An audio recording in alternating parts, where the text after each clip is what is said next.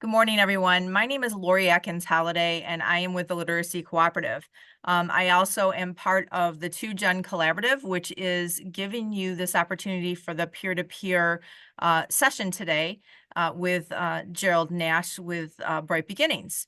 A little bit about the Positive Parenting Program. It's one of the most effective evidence-based parenting programs in the world, backed up by more than 35 years of ongoing research. It gives parents simple and strategic and practical strategies to help them build strong, healthy relationships and confidently manage their children's behavior and prevent problems developing. Today, we are going to hear from Jerrold Nash, who is the Fatherhood Coordinator at Bright Beginnings. Mr. Nash has been engaged in community strengthening for over 35 years and fatherhood advocacy for 25 years. He received a Bachelor of Arts in Organizational Leadership from Baldwin Wallace University and a Master of Education in Positive Coaching and Athletic Leadership from the University of Missouri. So I'm very excited to hear about this today. This is the first time I will be hearing it. So Mr. Nash, go ahead and take it away.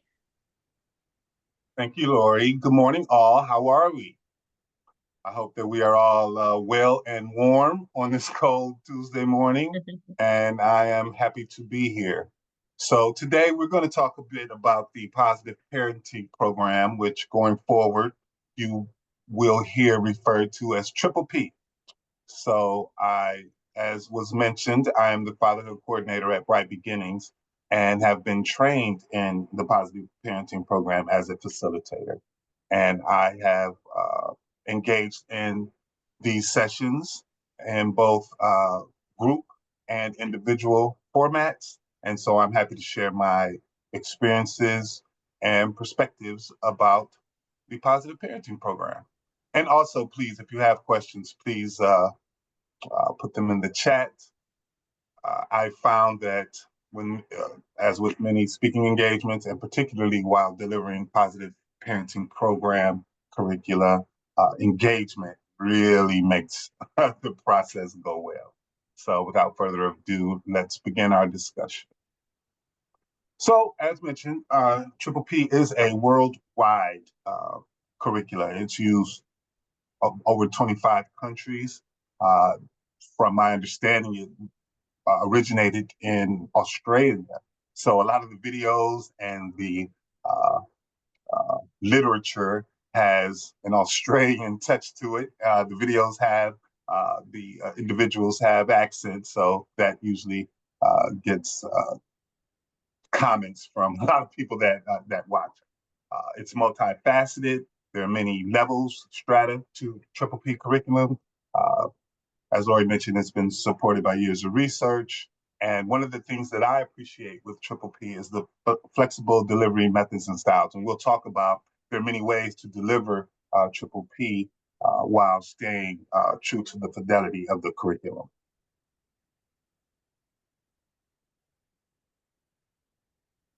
As I just mentioned, several levels of programming. There's groups, there's primary care, there's Triple P for babies, Triple P for teens, there's Triple P for atypical behaviors. You can find out which suits your programming the best. Triple P has been proven to reduce challenging behavior in children through its curricula and strategies, and it assists parents in alleviating some of the stress that comes with parenting. And also the emotional challenges in children by providing strategies to create and maintain routines, which has been shown to benefit children's behavior and development.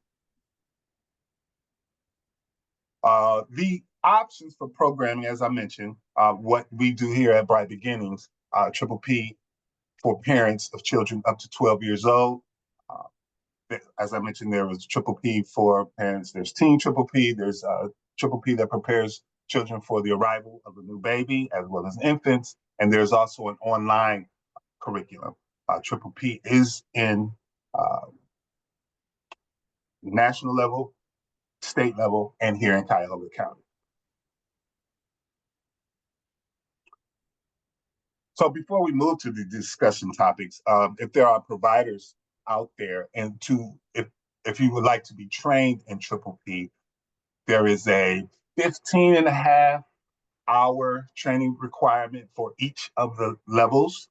I have been trained in the discussion group, level 3 discussion, level 3 primary care, which are individual sessions, and level 4 group. So there are 15 and a half hours for each level that you are trained in. So the training is very insightful, very intense, but it is a well-rounded training that includes everything that you will want to know. And also there's support afterwards. After you train, and you can go and you can brush up on your skills. You can learn about new methods, different topics, and there's support there. There's also a website for practitioners of Triple P. So the discussion topics with Triple P, some are listed on your screen there. These topics are shared with discussion groups and primary care sessions. Primary care, again, are the individual sessions for parents. Primary care sessions, we'll start there, are usually scheduled to be between 15 and 25 minutes to kind of speak with parents about strategies when parents need like real-time assistance, or they're having issues right now or like ideas right now. It has been my experience, however, that these sessions can go on for about an hour, and I won't blame that on the parents themselves. I participate in that because I do like speaking with parents about their situations and the strategies that they can come up with, and we can come up with together. So when parents have issues about developing the bedtime routines or hassle-free shopping, we get into a lot of things in those individual sessions. But generally, they're scheduled to be a quick uh, kind of one-on discussion. To complete a whole series will be between 4 to 6 sessions of topics. In individual sessions, you also have topics such as bedwetting, or dealing with bullies, or asking, not whining. Pretty much any of the behaviors that parents find challenging, there's a topic, there's a tip sheet that Triple P can offer. Any questions so far? Okay. So one of the things that I find very interesting and effective in Triple P are the key elements. And one of the first and most important that will be pervasive throughout both discussion groups, which I neglected to mention. Discussion groups are really like a one-off. I've done public and Cuyahoga County libraries, childcare providers, community centers, and you'll have a topic. Parents will meet, we'll discuss that topic, those strategies, and then that's it. They can attend these sessions pretty much all over the county. By Beginnings has them scheduled. You can find information by going to our website. You can go to Cuyahoga County Parents Connect once you join, and then you can get those dates, times, and locations for those discussion groups. But utilizing praise is one of the key elements in the Triple P curriculum. It's so simple. Oftentimes, parents don't remember to offer praise. And when I mean using praise, not only when they are responding directly to you as a parent, but if you observe children doing "quote unquote" the right thing. I love the way you put your bowl in the sink after breakfast. I love the way you put your shoes in the corner when you came in from outside. Whatever that behavior is that you want to see again, or you want to emphasize, utilizing praise raises the percentage that you may see that behavior again. Another thing that Triple P uh, kind of focuses on, I would say, is delivering the instructions in the affirmative. Many times we as parents often tell children what not to do: stop running in the house, uh, don't yell in here, those types of things. Well, we kind of switch that into Let us use our let's use our walking feet in the house, or let's use our inside voices. So not only does it curb or adjust the behavior of children, it tells them what to do instead of what not to do.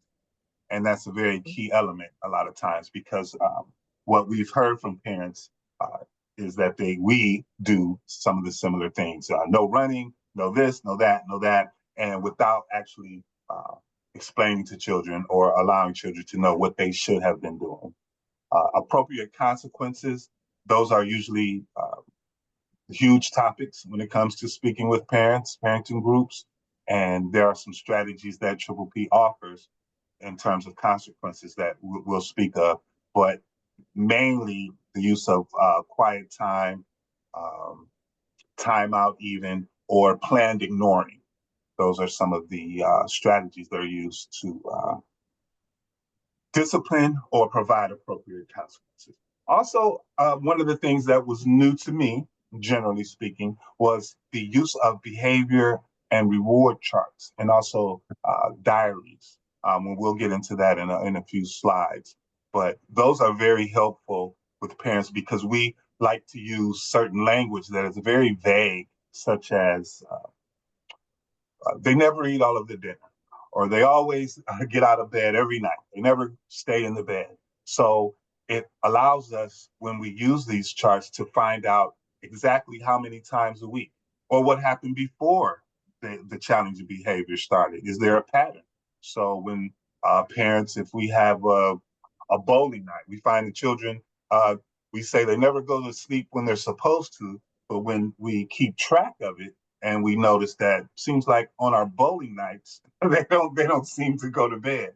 So when we can kind of pin down exactly why, or the precedent behavior, what happens before the challenging behavior, then maybe we can address it a little differently. Questions? Just jump in. I'll keep going if you have any questions. No questions in the chat except for the slide deck, and I've already told them that it'll be out. Okay, yes. So Bright Beginnings offers primary care, as I mentioned. So these are individual sessions, again, scheduled for maybe 15 to 25 minutes.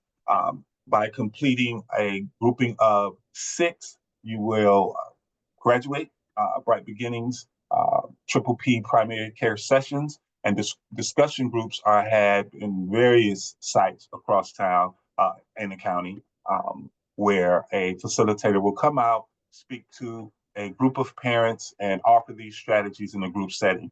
The thing I like about discussion groups in particular is that when you get parents together, much of the learning or the strategies that are discussed come from the other parents.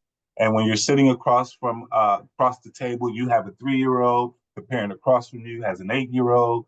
They'll say, "Oh yeah, I've experienced that, and here's what I did, or I did that too, and it didn't work, or I did this," or we come up with something totally new. So when the engagement is there, between the peer-to-peer engagement is present, there's a lot of learning and exchanging of ideas, and a community of sorts is established, which is always very helpful.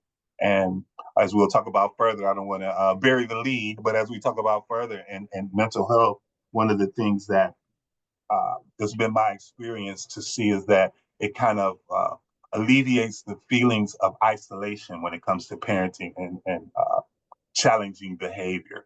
A lot of parents feel that, why is this happening to me? What am I doing wrong? A couple of things that I offer the parents is to always allow yourself grace in this thing. It is not easy. And 2, I quote a Bob Marley song, that it never rains in one man's house, so that it's not just you.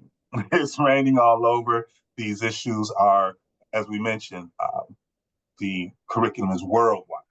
So it's worldwide, it's national, it's in the county, it's on your street. It is not just you that are enduring these challenges. And that seems to, once that message is absorbed, it seems to alleviate a bit of that anxiety in parents.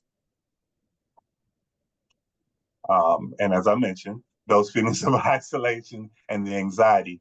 But establishing those routines for children can be helpful for not only the child, but of course the parent. I remember, children are very keen on routines once they're established. In my experience as a substitute teacher, one time I did an elementary class, and oh my gosh, the little ones were running around everywhere. I'm trying to follow the lesson plan for the day. I think I mixed up number 4 and number 6, and the children will let you know after story time. We pull out our cots and we set the table, and then we go to, hey, they know the whole thing laid out, but it helps to alleviate some of that chaos and what's going to happen next and some of the things that get away. Having and establishing routines um, makes things go a little bit smoothly. Now, sometimes the routines, you may step out of your routine for whatever reason, but having it there does alleviate some of the anxiety in both the children and the parents, and they are effective. I can testify to that. So I will be remiss if I didn't mention my role as the fatherhood coordinator with Triple P.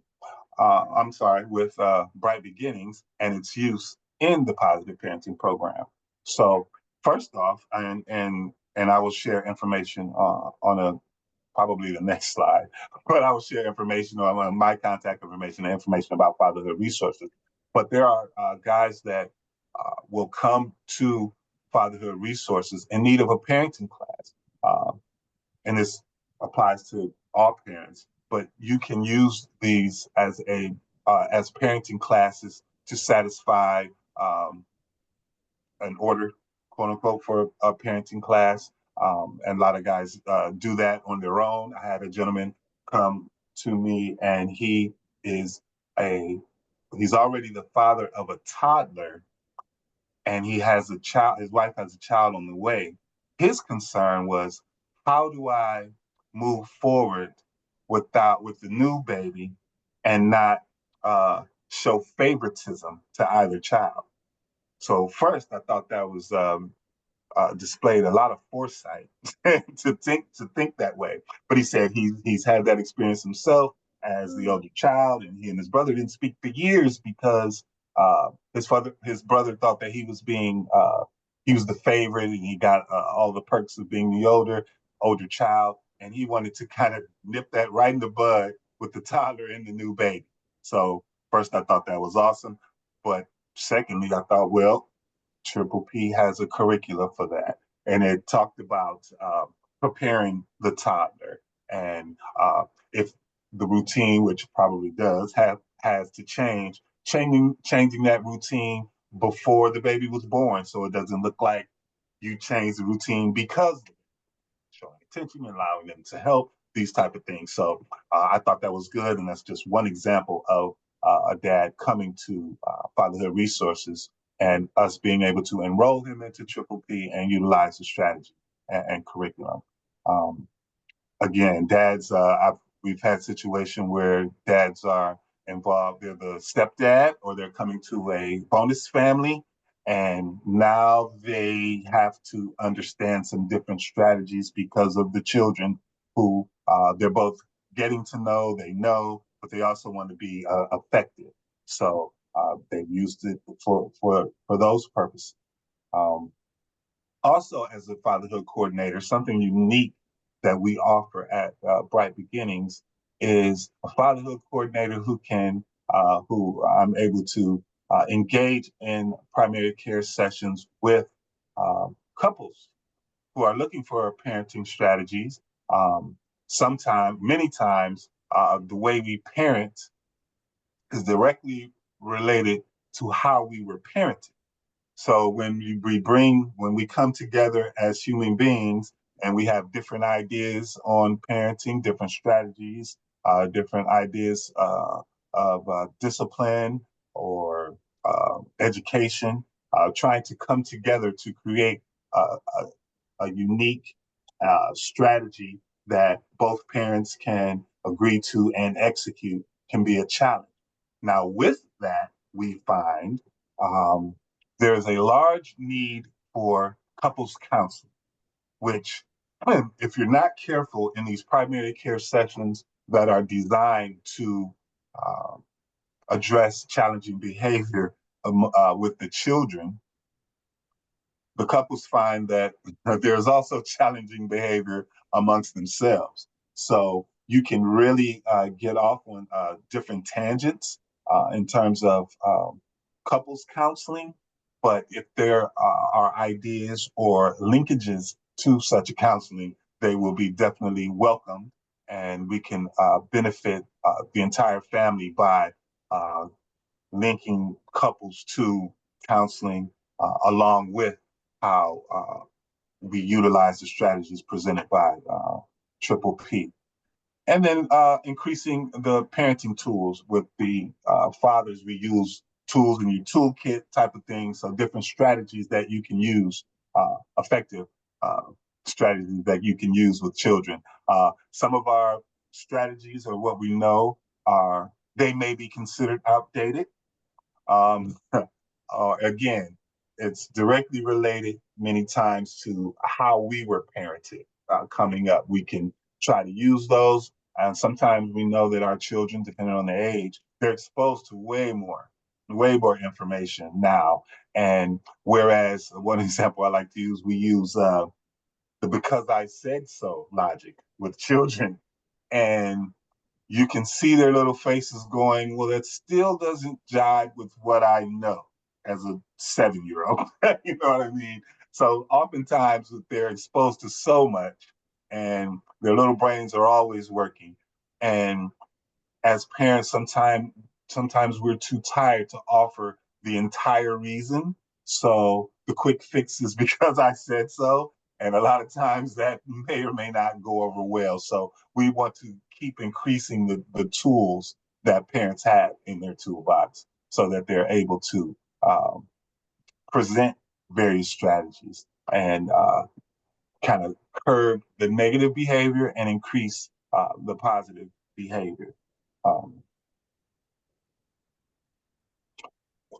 we are running through these, but here's information about fatherhood resources, which directly to me, I understand that we will be sending out the entire PowerPoint so that you can take advantage of the QR codes here and on the next slide, which I'm pausing so that we can speak more about Triple P since we ran through my slideshow so fast. But there's a video there and there's more information on how to engage in fatherhood resources at Bright Beginnings. And on the next slide, which will be the final slide, as I open up the floor for questions and discussion,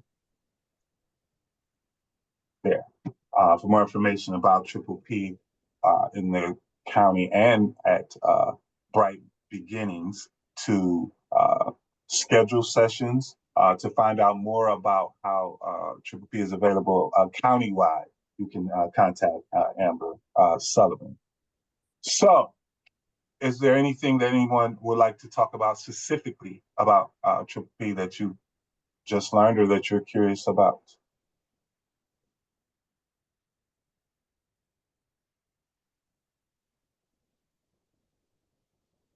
So Gerald, I'll start us off. This Yeah. is Lori. I just, so when you're having a conversation with a parent, what would be the, I get the tip off or the way to invite them to learn more about this? I mean, like, how would you get the conversation started so that you could see if they're interested and then send them to the parenting group? Uh, Parents that display that they're having issues with the challenging behavior. But I think it depends on your engagement or where you are in the engagement process. Are you engaging with parents at the daycare center? Am I engaging with parents, the fathers that come to fatherhood resources? They come in many ways. Like I said, some come referred because they actually need a parenting class. Um, a lot of we do a lot of outreach at tabling events. So parents come. I think offering the common behavior strategies, screen times, meal times. So if they have questions about those types of things, that's usually a jumping off point for the conversation. And here's a program that may help you gain some understanding about dealing with fighting and aggression or disobedience. So you kind of take your cue from the parent, and then usually, more times than not, Triple P has a curriculum topic to address what they're going through.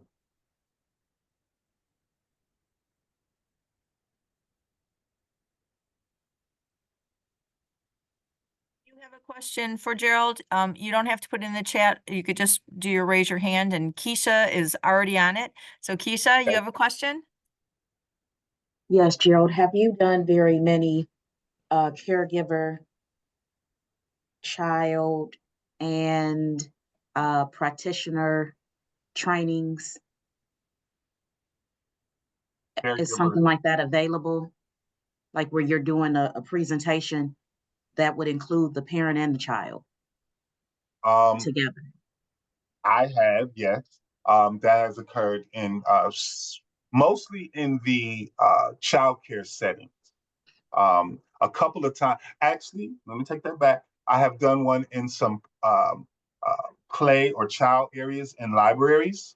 And that would depend on if the child has the wherewithal to maybe kind of sit and enjoy the strategy session part of it, but also it can include an observation part of it where I, as the practitioner, can observe the behaviors and the parents' behavior and addressing those. So the short answer to your question is yes, but it all depends, which is why I do appreciate the Triple P program, because it allows you a wide variety of ways to deliver the curriculum while staying true to the fidelity of the program. Because as we know with facilitators and across many arenas, there are different methods, different styles. Mine seems to be more of a conversational style, where others may be very methodical.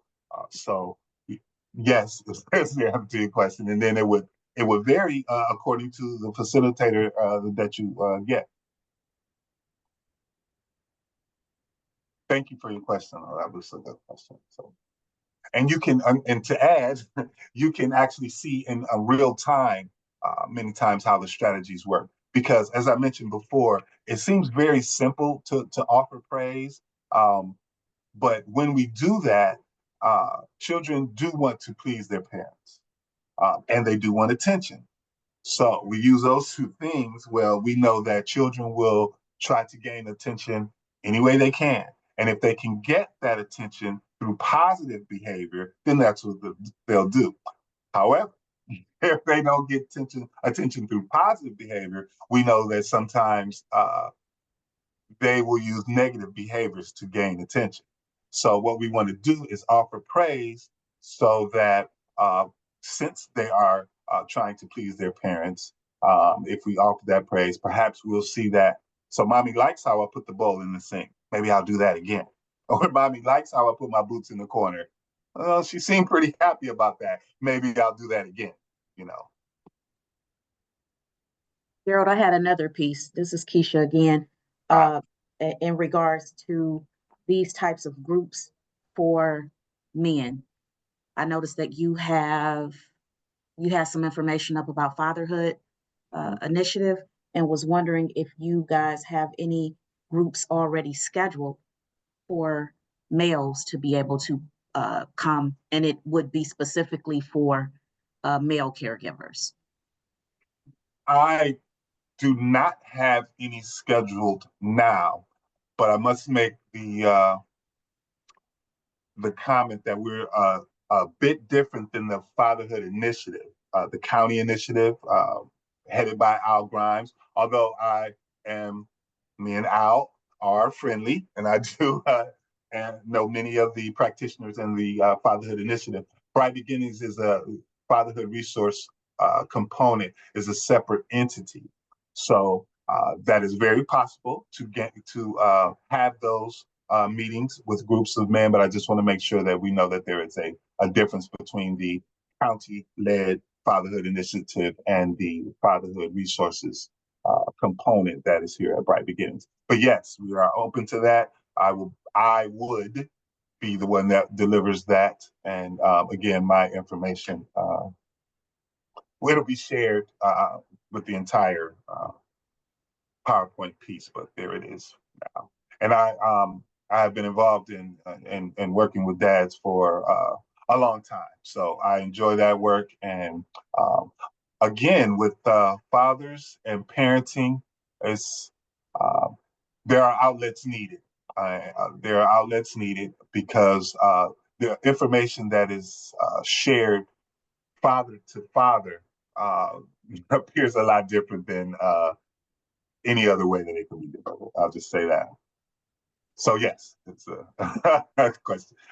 So we could schedule something. There's nothing that I am aware of, particularly in Triple P, that is currently scheduled. Excuse me, I'm Dawn Glasgow, and I have one question, a follow-up question about your Fatherhood Resources Program.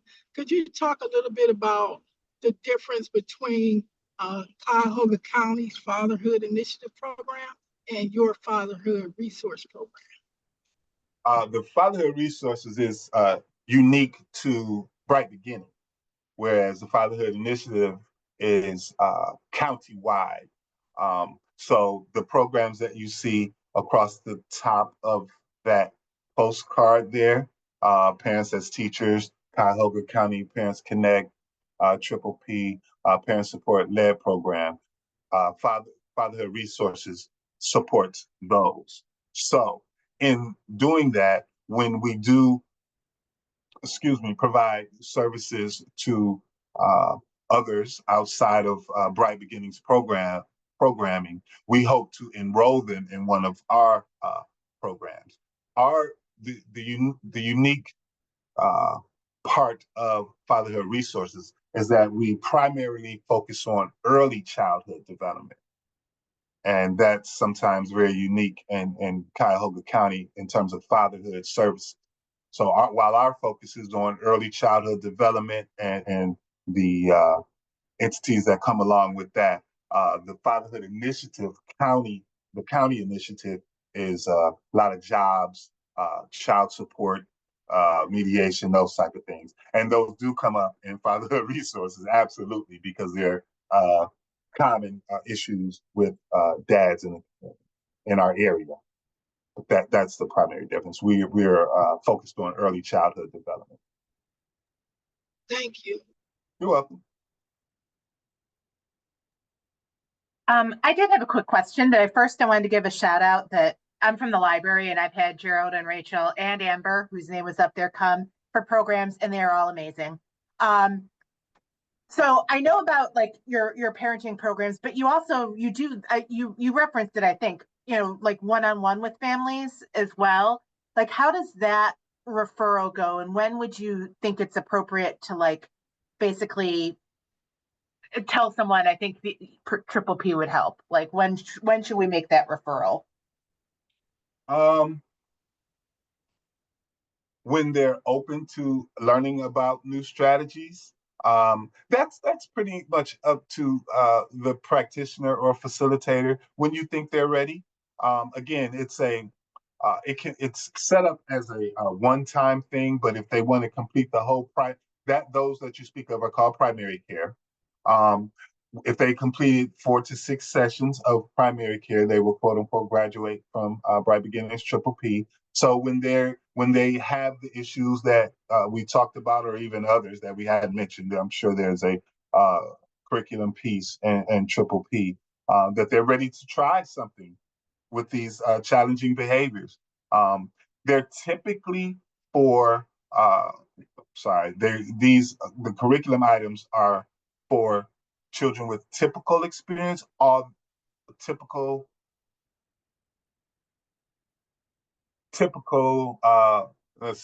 children that don't have disabilities, so to speak. Although there is a Triple P component for children with disabilities. So I just wanted to make that clear. That exists, but your general managing meal times and the topics that I put up there, those are for children with typical experiences. So though, as I mentioned, they do have a triple P for children with disabilities or children with behaviors or ADHD. And also, the staff here at Bright Beginnings are all experts in connecting parents to programming that will support their children's needs. Amber's great at that.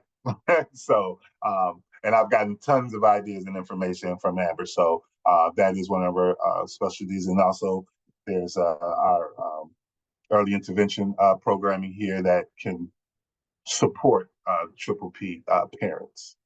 Hope that answers your question. Yes, So thank there's you. a lot there. Our executive directors like to say there's no wrong door. Any door is the right door. So if you come, we can find out what supports that family. Thank you, Maria, and it's good to see you. Good to see you too. I had a great experience over there when the Guardians had their first playoff game. They were working hard to get that on television with their playtime for fathers that Saturday afternoon. That was great. And I appreciated that. And meeting the parents where they are and having that was a great experience. And I talk about that all the time. Thank you. Oh, that's great. And that was actually at the father's request. Yes. Okay. To put the game on. Yes. And we went with it. And to tell you the truth, and so to just let people know, we had a playtime, and after the first one of the feedback we got was that having sports on might make the fathers more interested and able to. And you know what? It did not affect the play. I didn't think, like, the fathers were still really involved with the kids, but they were really happy to have the game on and be able to, like, also see what was going on. And so was Jerrold. I was in full regalia too, all my Guardian stuff. So thank you for that.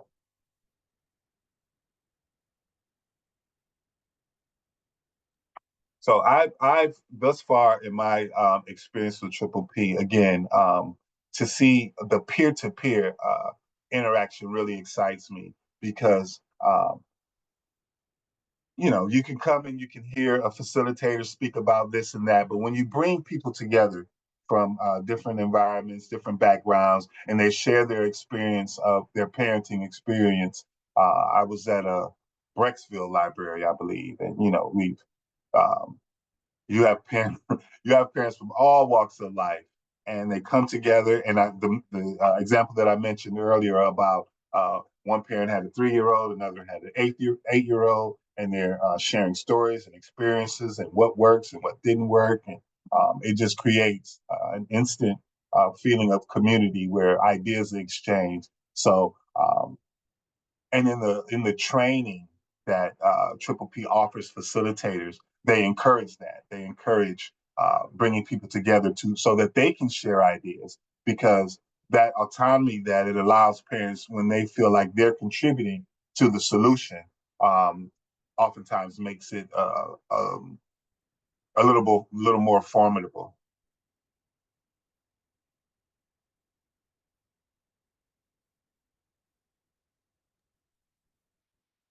Any other questions or comments?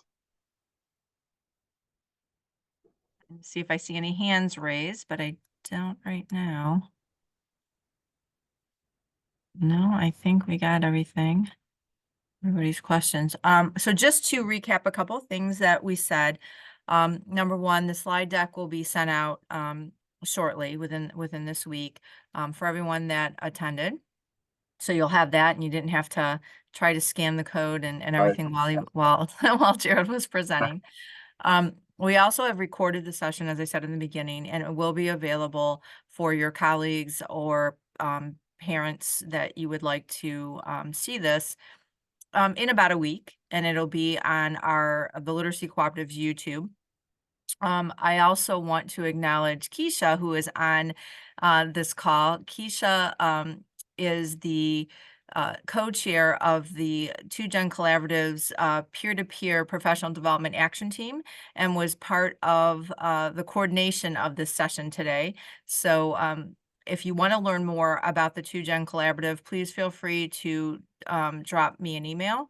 I will put my contact information in the chat, and I will be happy to tell you about this. And if you'd like to get involved in the 2Gen Collaborative and helping to plan future sessions like this, we welcome you. So, and there's a couple of you that are already on here, many of which have also helped in getting all of these different sessions together. There's Rachel, there's Maria, there's a few others. So we are very happy that you all are joining us and supporting these sessions.